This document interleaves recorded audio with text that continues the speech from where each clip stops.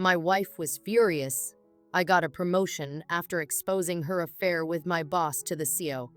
I've worked tirelessly to reach this point in my career, moving up the corporate ladder step by step, and I'm now on the brink of becoming a millionaire. Along the way, I built a close relationship with my boss and enjoyed the support of my wonderful wife.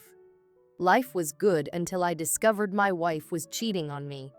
Even worse?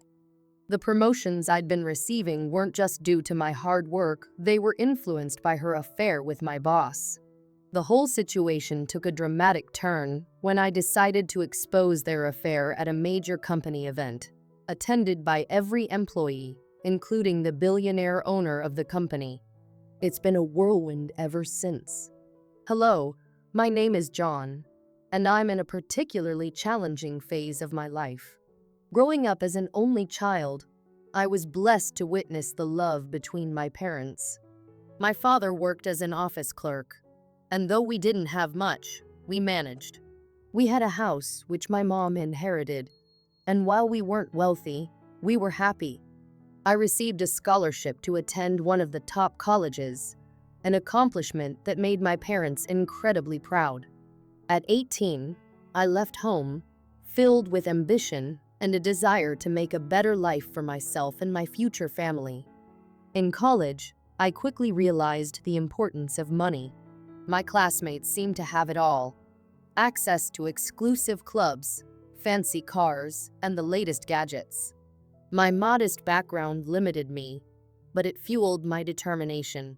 I resolved to work hard, earn money, and ensure my children had a more comfortable life than I did.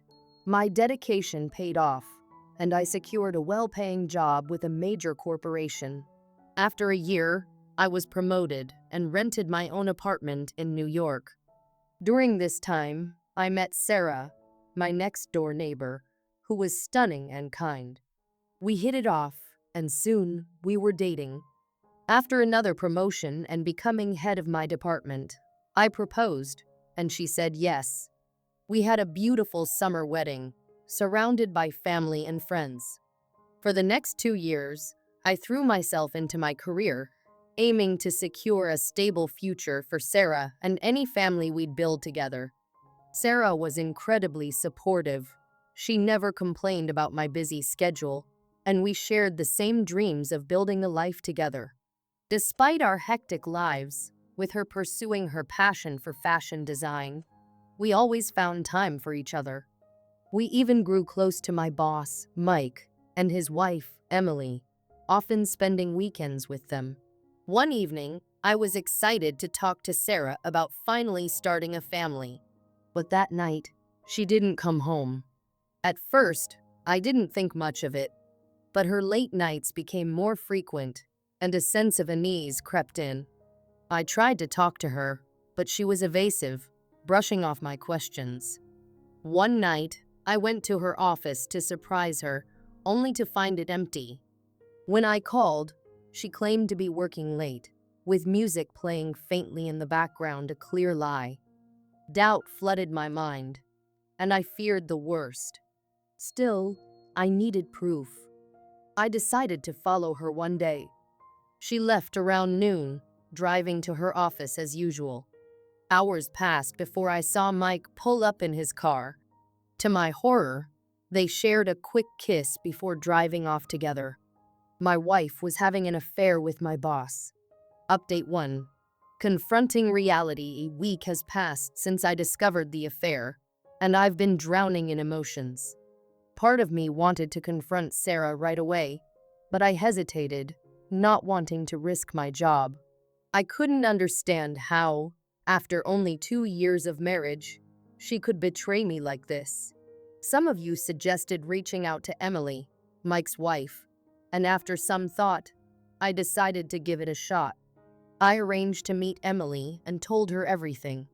She was defensive at first, accusing me of overthinking things, but I urged her to look into it on her own before making any judgments. She reluctantly agreed, though I heard nothing from her for weeks. Meanwhile, Sarah's late nights continued, and I felt myself slipping deeper into resentment and heartbreak. Then, 2 weeks later, Emily asked to meet. We met at a nearby cafe, where she arrived looking tired and drained. She brought her laptop and, through tears, showed me photos young women, all wearing wedding rings. Emily had hired a private investigator, and it turned out Mike was seeing 5 other women. She'd married him, believing in their love, only to discover he was living a double life. My heart broke for her. Seeing her pain felt like looking into a mirror, and for the first time, I found some solace in knowing I wasn't alone in this nightmare. As we talked, Emily revealed something shocking. Her full name was Emily McNeil, and her father was the company's founder. When she married Mike, her father made him CEO.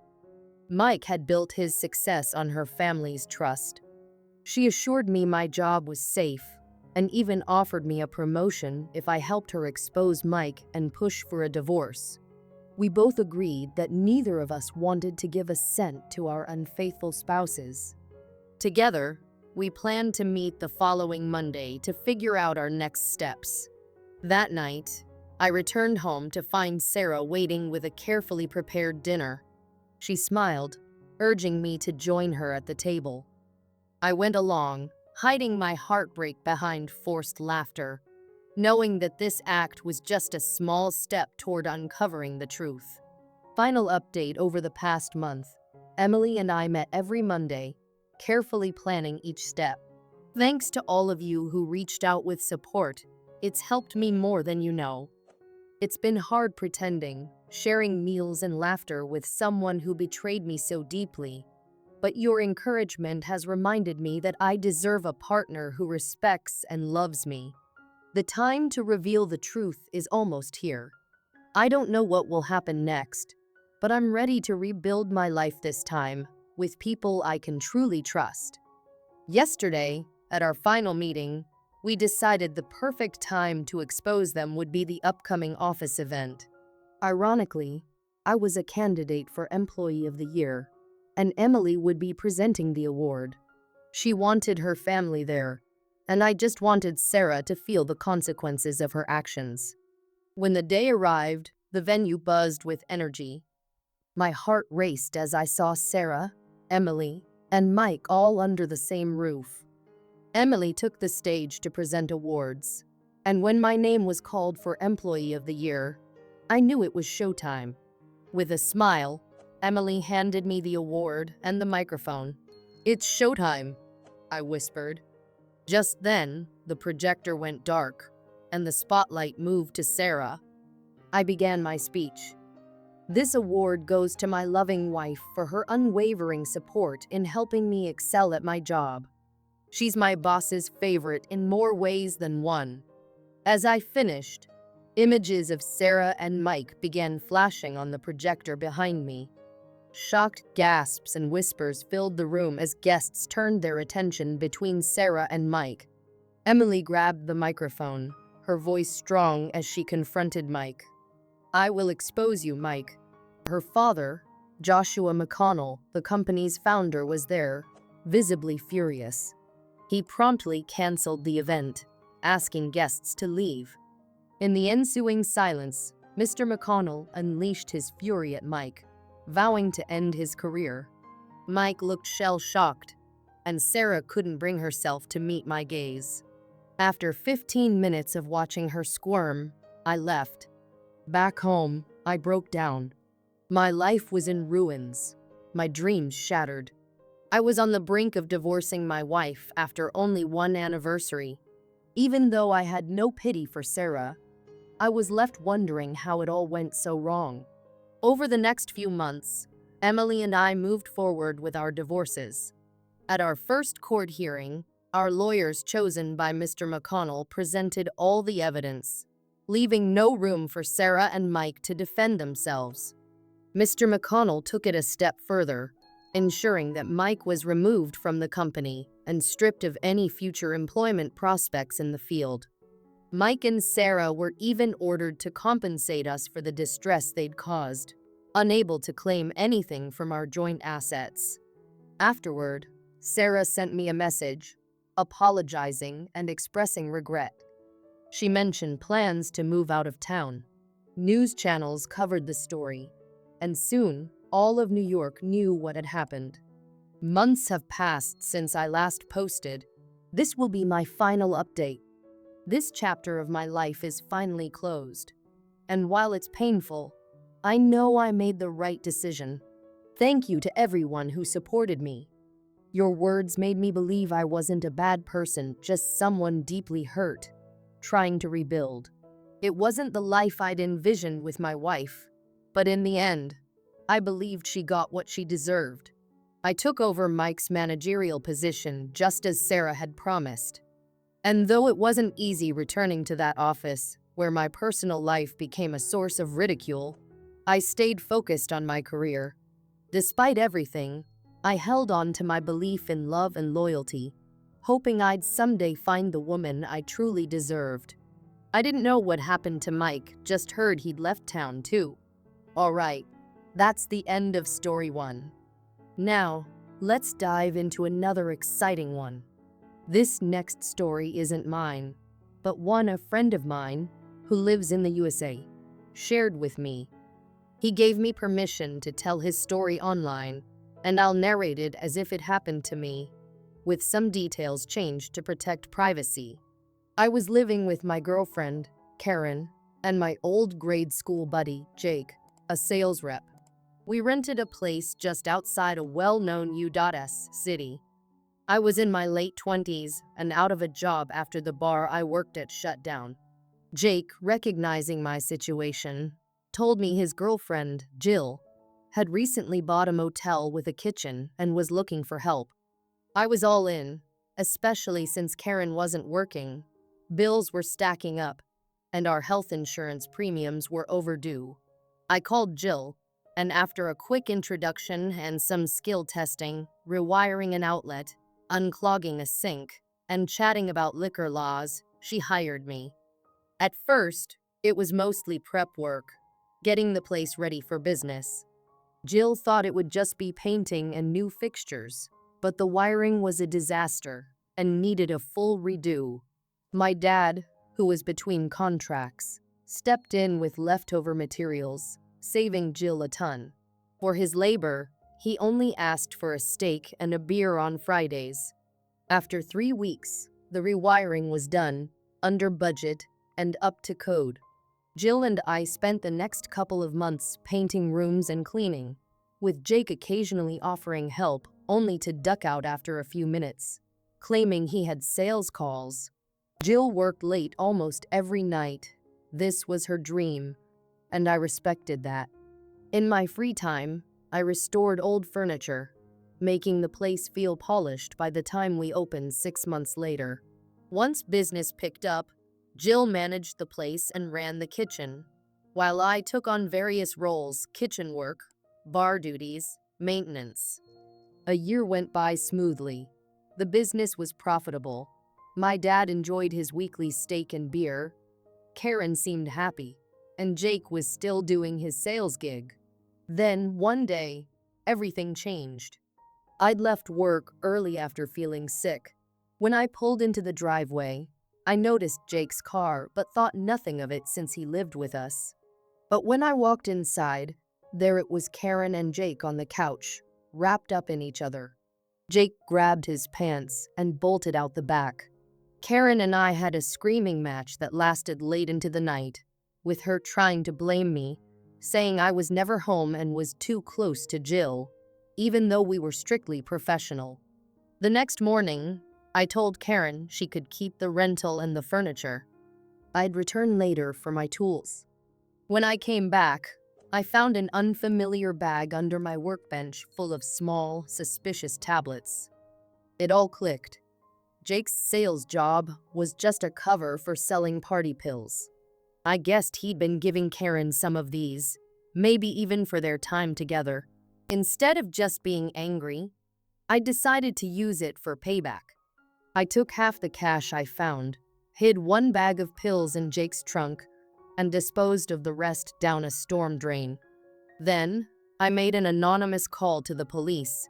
tipping them off about a guy matching Jake's description handling drugs in a car just like his. They soon tracked the car down and found Karen driving it, which resulted in her brief detention. They released her, but a warrant went out for Jake. 3 months later, I had a new place and was still working with Jill, while Karen, now pregnant with Jake's child, had moved away. A year passed, and Jill and I began dating. Fast forward 10 years. We're married, have 2 kids, and just opened our 3rd business. My dad still enjoys his Friday night steak and beer. As for Jake and Karen, last I heard, they ended up in Alaska. But who knows? Story 3. After nearly 40 years of marriage, raising 3 kids, and welcoming 5 grandchildren, I thought my wife and I were settled into a life we'd both built with hard work and loyalty. But she blindsided me with a betrayal I never saw coming. One day, she mentioned a teaching conference in Arizona, and like the supportive husband I believed I was, I drove her to the airport. Days later, a friend sent me a photo from Vegas. There she was, laughing and gambling with our family doctor. My entire world felt like it was crashing down. With the holidays approaching, my plan had been to spend time with our kids and grandkids. Part of me wanted to pretend nothing was wrong, to pick her up and dig for more answers. But another part of me feared I wouldn't be able to handle the truth. I had trusted her completely. In all our years together, I never imagined she'd be unfaithful. I found myself utterly alone, with no family to confide in. I took time off, retreating to our cabin while her sister picked her up from the airport. Soon after, I hired a lawyer and a private investigator. I needed to know how long this had been going on. Within days, I got my answer. Over a year. She hadn't even attended the Arizona conference. Every trip she claimed to take had been an excuse to meet him in Vegas. My heart sank. Everything I'd built with her felt tainted by lies. For now, I'm moving toward divorce. I've gathered enough evidence to confront her and her affair partner face to face. My anger is raw, and I'm taking it step by step, determined to expose the truth on my terms. But it's hard to keep my emotions in check around family.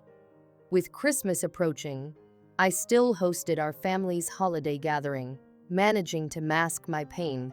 Afterwards, I left for a hunting trip with my son and grandson, thankful for the brief escape.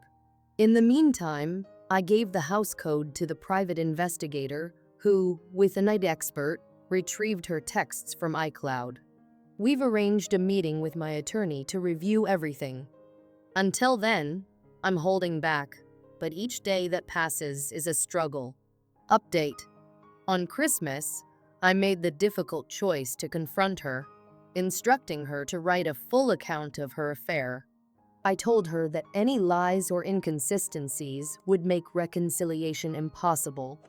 After meeting with my lawyer, I demanded her boss fire her affair partner. Then, I gathered our children to share the truth. They were devastated, and I was left feeling hollow but grateful for the support I'd found here and in my community. In her confession to our kids, she admitted she'd been addicted to the thrill of it, though she couldn't fully explain why she risked everything. Our children told her they would have preferred any other struggle over this betrayal. I haven't made a final decision about our future yet. For now, she's staying with our youngest daughter while I process the next steps. In the days that followed, her affair partner's wife and I spoke multiple times. She was devastated too, but our focus is on ensuring this man faces the consequences of his actions. Lately, I've found some comfort in the support of family.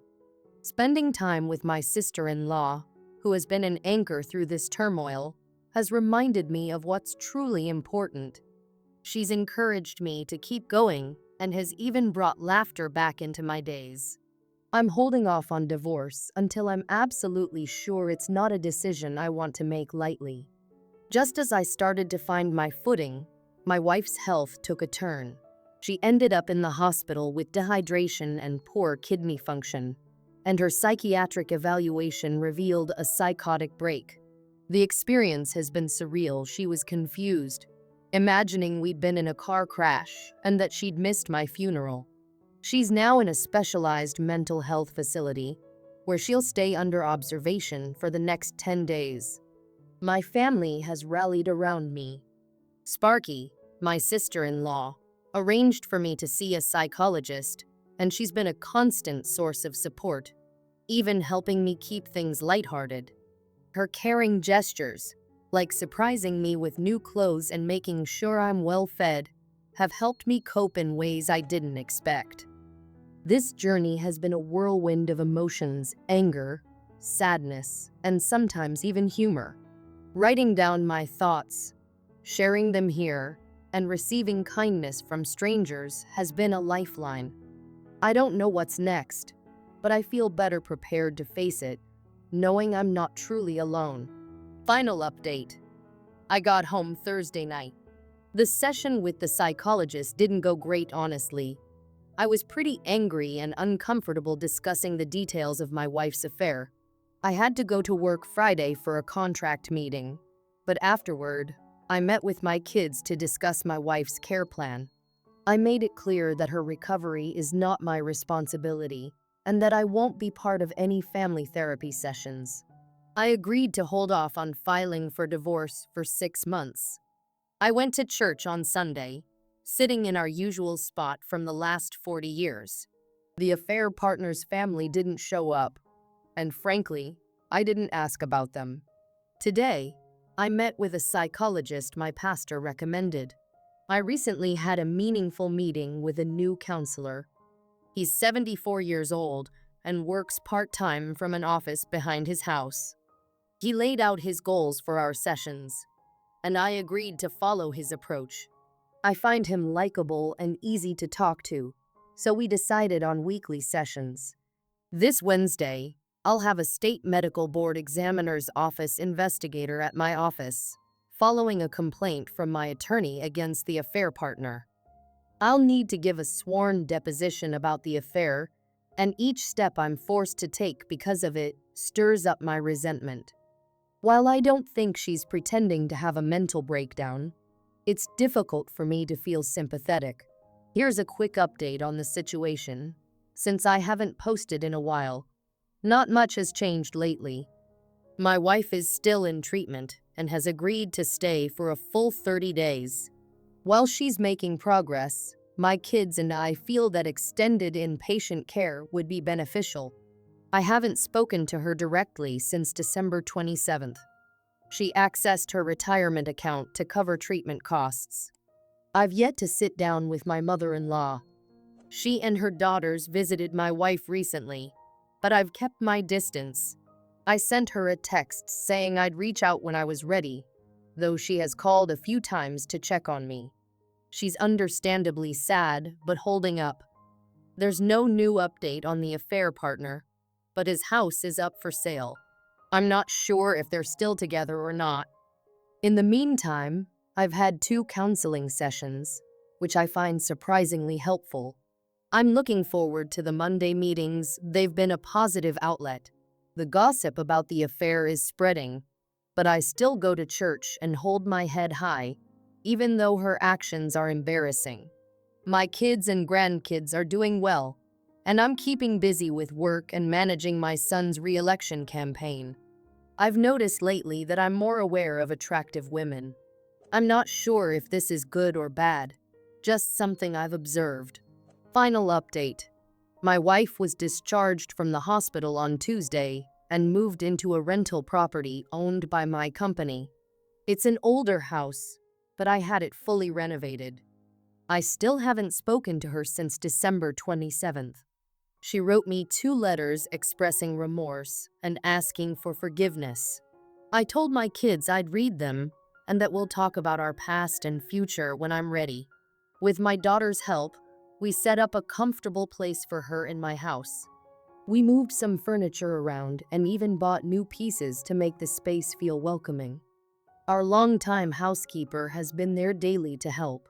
and her sister has been staying overnight as needed. On Tuesday, I had dinner with my mother-in-law. I explained my stance, and she was supportive. My son mentioned that his grandma visited his mom last night and was quite straightforward about her disappointment in my wife's actions. Tomorrow, I'm going to Sparky's for a change of scenery. I also have concert tickets for Saturday, which were initially for my wife and a friend.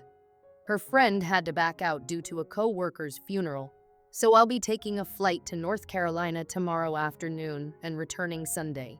I'm looking forward to it and hoping to enjoy the change of pace. Counseling has been beneficial, and I genuinely look forward to these sessions. It feels like I'm finally able to put the different parts of my life in order.